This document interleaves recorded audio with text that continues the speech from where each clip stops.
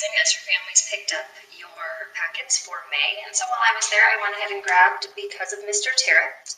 And now while I have a few minutes, I am going to go ahead and start reading the book. And this webcam is the best I can do.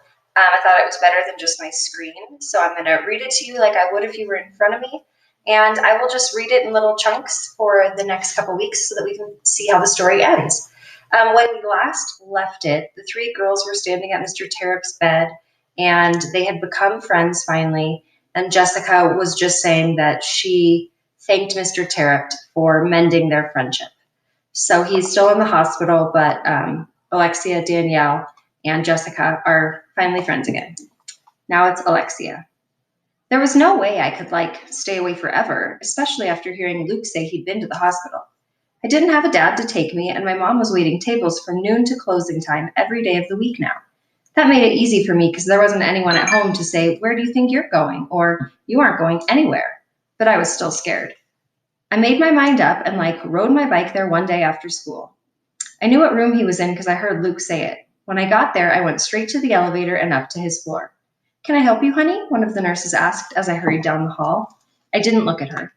I just shook my head and kept going until I found the room. I walked in. My hands flew to my mouth. I knew Teach couldn't move, but I hadn't expected him to be hooked up to so many tubes. I stood frozen for a long time. Slowly, I found the courage to tiptoe closer to his bed. "Hi, Teach," I said. "It's Lexi." Already I fought back tears. "I'm sorry. I'm so sorry. I shouldn't have been mean to you. I wanted to hate you for saying those things to me, but you were right, Teach." I knelt next to his bed and pulled his blanket in my fists. Then the big tears came. Raindrop tears. They poured from me. I couldn't help it. I cried like I used to when Mom and Dad would fight. I sobbed for a few minutes before I wiped my face on his covers. Teach just looked like he was sleeping. Was he really going to die?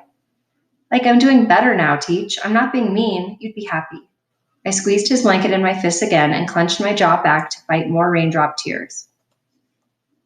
"Teach, there's something else I need to tell you.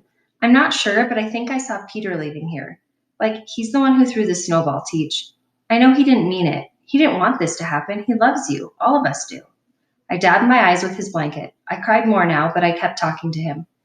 "Peter hasn't, said anything in school. He hasn't talked to anyone, not a word. But no one's trying to talk to him either.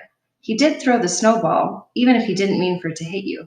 So it's still his fault." I felt bad for Peter. Everything was such a mess, and I had so many mixed up feelings. I had my face in his blankets when I felt the tap on my shoulder. I had my face in his blankets when I felt the tap on my shoulder. I looked up and Jessica was there, and so were Danielle and Anna. I hugged them. I told them I was sorry, and then it was over. All of a sudden, I had three friends. Teach helped me, even in his coma. I missed him so much. He had to wake up. I had never felt so happy and sad at the same time before. Anna. Charlie is Danielle's 27-year-old single brother. He's the one who dropped Danielle off at my house, and he's the one who arrived to pick her up after our hospital trip. He didn't get out of his red truck and come to our door because he didn't need to. Danielle was ready. Next time, I'll keep her busy so he has to ring our doorbell. "Thanks for taking me tonight, ma'am," Danielle said as we stood on the porch. "You're welcome over any time, Danielle," Mom said. "I'd love it if we could draw together." Danielle smiled at that idea. "See you tomorrow," I said. We hugged. "Thanks," she whispered. We watched her walk out to the farm truck with a dented door. I held my breath with hope for the entire long minute. Then I was rewarded. Charlie turned his head and looked back. I saw his smile and friendly wave, a wave that Mom gladly returned. I walked to my bedroom and sat on my bed, suddenly exhausted. Mom sat next to me. "Quite an afternoon, huh?" she said. "Yes," I said. "Poor Alexia. No dad for her either." "Everybody's got a story, Emma." I lay down and rested my head on my pillow. Mom lay down next to me. "Is Mr. Terupt going to be okay?" I asked. "I don't know, honey," Mom said. "I sure hope so." She wrapped her arm around me and I started to cry. "Is it my fault?" I asked. Mom sat up. "Is what your fault?" "Mr. Terupt's lying in that bed." "Anna, how could it possibly be your fault?" Mom sounded shocked. "Because I'm one of the kids who got Peter mad enough to throw that snowball." "Anna, you listen to me." She sounded almost mad now. "Look at me." Her eyes narrowed on mine. "You didn't throw that snowball, nor did you force Peter to throw it. I'm not sure whose fault it is that this happened or if that even matters, but I do know it is not yours. Do you understand me?" "I just want him to be okay." "I know, honey, me too." I never thought I'd have the courage to ask my mom the next thing that came out of my mouth, but my feelings just poured out after seeing Mr. Terupt like that. Do you ever blame me for what happened to you all those years ago? Blame you? Is it my fault that you were ostracized? Anna, honey, please tell me you're not being serious. I didn't say anything. My goodness. Mom placed her hands on my cheeks and spoke softly. Anna, I consider myself lucky to have you. I would endure all that pain again in an instant so that I could have you. I've never blamed you, nor will I. You're everything to me. A tear fell from Mom's face and landed on mine. I've always been afraid that you'd end up hating me for bringing you into this situation, Mom said. You're the best mom ever, I said. I love you. I love you too. Mom bent forward and we hugged. Then she kissed me on the cheek and lay back down next to me. I wanted to ask her about Charlie, but I was wiped out, so I closed my eyes. Danielle. I'm glad I went to see Mr. Terupt. It wasn't easy, but it would have been a lot harder alone. I don't know how Lexi did it, but I'm glad she was there because now we're friends again. I don't think she'll be mean anymore. I think Mr. Terupt helped her. Right from his coma, he helped the four of us make wrongs right. I didn't know about Jessica's father. She seemed so perfect. I thought her family was too. I used to think Lexi was so lucky as well. Maybe I'm the lucky one, even with this extra meat on my bones. Maybe we're all lucky for having Mr. Terupt. I've been trying to figure out why the accident happened. Every night I pray and ask for help making sense of the tragedy. Mr. Terupt helped Lexi and us, and he helped me make it over to Anna's house. I want to go again.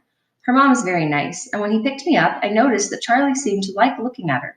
I decided not to say anything, though, not to Charlie, or about wanting to go over to Anna's again. Not yet. At home, Mom and Grandma asked me how my visit went as soon as I walked into the kitchen. Did that woman do or say anything crazy? Grandma wanted to know. Was she okay? Mom asked gently. She seemed fine, Charlie said. He came to my rescue and then walked out of the room. She was friendly, and I liked her, I said. Can we just pray together for Mr. Terupt? It's late, and I'm tired. Sure, sweetie, Mom said. I could tell that Grandma didn't like this one bit, but she went along with it. In school the next day, Jeffrey asked a lot of questions about our visit. He asked Luke questions, too. How many tubes did they have him hooked up to? What was the name of the stuff they were putting into him? Were they giving him blood? What was his heart rate? Jeffrey, stop, I said. We don't know the answers, and your questions are upsetting. Sorry, he said. You should just go yourself. I saw him exchange a look with Jessica. I got the feeling that there was something I didn't know. Sorry, he said again. Then he walked away. Dear God, it's Danielle. Things down here are getting harder. I'm doing my best, but it's not that easy. Thanks for returning Alexia, a brand new Lexi. I'm very grateful for that, but I'm about to ask for more. It's Mr. Terupt. He really needs you. He looked terrible when I saw him. There are so many of us down here that want him back so badly. He's the best teacher any of us have ever had, and I just know he's got lots of good left to do here. Comfort him if he hurts, and please heal him. There's Jeffrey, too. I saw the look he gave Jessica. Something's up with him. Please help him. And I'd like to pray for Jessica and Lexi and Anna, all three of them without dads. That's just another reason why we need Mr. Terupt back. And last of all, I want to pray for me. I'd like to go over to Anna's house again. Maybe you can help me with that. I've also been thinking a lot about who's to blame for Mr. Terupt's accident. I thought it was Peter because he threw the snowball. But after seeing Mr. Terupt, I'm wondering if it was me. I'm the one who suggested going outside, and I helped push Peter down. So I don't think I'm completely innocent. Please forgive me. Amen. Okay, and then lastly, we will read Luke. I didn't think it would be as difficult going to see Mr. Terupt the second time. I knew what to expect. I was wrong. Seeing Mr. Terupt in that bed again wasn't any easier. I thought he would look better. I thought he was improving, but he looked the same, still just lying there in his bed, surrounded by the same beeps and tubes and monitors and noises from the hall. It's all just the same. I felt the lump in my throat growing. Mom's hand touched my shoulder. She saw it happening too. I stood at the side of my teacher's bed in a state of disbelief, feeling helpless. Then the doctor walked in. At least I figured he was the doctor. He had salt and pepper hair, a white coat, and a smart face. He nodded to us and then moved toward Mr. Terupt. He checked some numbers and fluids, pulled back Mr. Terupt's eyelids to look at his pupils with his penlight, and then started to leave. Wait, I said, wait. Are you Mr. Terupt's doctor? I asked. Yes, I'm Dr. Wilkins, one of the physicians. Is Mr. Terupt going to get better? I saw him take a deep breath. He looked at my mother first, then me. I don't know, son. What's wrong with him? He's in a coma, but what's wrong with him? Dr. Wilkins pulled some chairs over for us all to sit in. He sat across from me. Mr. Terupt did a lot of wrestling while growing up, and even into college, he started to explain. It turns out he had to give it up because he suffered multiple concussions along the way. These concussions have weakened his brain in certain regions. The snowball that was thrown hit one of those weaker areas, the temporal, dollar word, region, to be exact, and it cracked his skull. Dr. Wilkins looked very sorry as he said this. I don't know if he expected questions, but I had them. Does that mean Mr. Terupt wouldn't be in a coma if he hadn't suffered the multiple concussions? I asked. I can't say for sure, but probably not. What do you do now? Just wait? Dr. Wilkins took another big breath. I got the sense there was more to the equation, more bad news, or news he was hoping not to share. He glanced at my mother, who nodded, giving him the okay to explain. I didn't want a sugar-coated report. I wanted the facts, and my mom knew that. Mr. Terupt has some bleeding going on behind this crack, and blood is collecting, dollar word, in his brain. We hoped it would stop, but it hasn't. He'll need to undergo brain surgery so that we can clamp the bleeding vessels. And then he'll be okay? If it works, hopefully, yes. I heard the word if loud and clear. And if it doesn't, I said. Brain surgery is risky. There's always a chance the patient won't recover. You mean die, I said. Mom put her arm around me. What's your name, son? Luke. Yes, Luke. Your teacher could die during or as a result of the surgery, but I'm going to do my very best not to let that happen. I got up and stood by Mr. Terupt's bed. I looked at him. Dr. Wilkins got up and stood next to me. He's a pretty special teacher, isn't he? The doc said. I could only nod. Speaking would have made me cry like a baby. I'll do my best, Luke.